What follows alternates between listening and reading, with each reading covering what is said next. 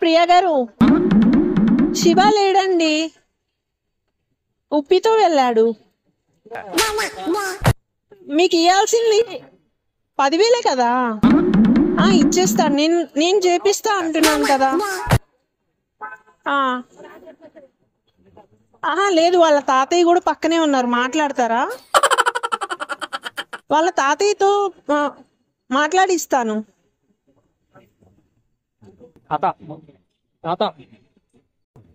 ఒక ఆమె దగ్గర 10,000 అప్పు తీసుకున్నా.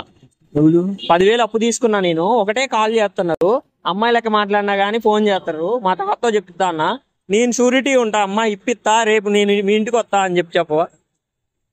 రేపు నువ్వు మా ఇంటికి వస్తావా?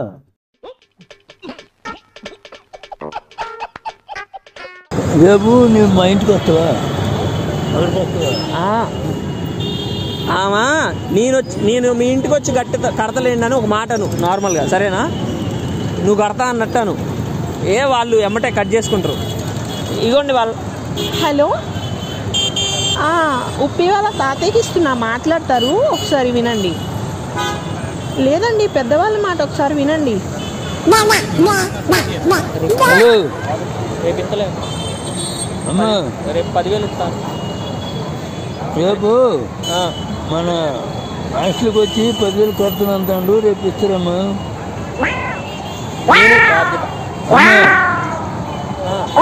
కొద్ది మీదకి ఎత్తాను, నేను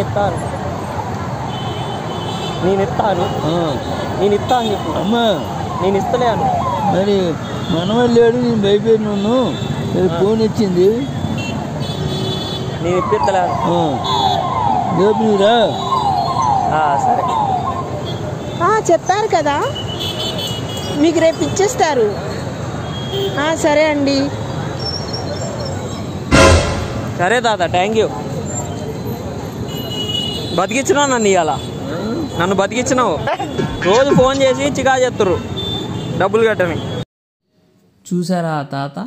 నేను ఎన్నిసార్లు కూడా నేను కడతా అని చెప్పు అని అడిగినా కానీ ఒక్కసారి కూడా నేను కడతా అన్నమాట రాలే.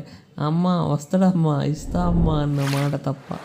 సో మంచిగా అనిపించింది నాకైతే వీడియో. మీకు ఈ వీడియో నచ్చినట్టయితే like and share and subscribe చేయడం మర్చిపోకండి.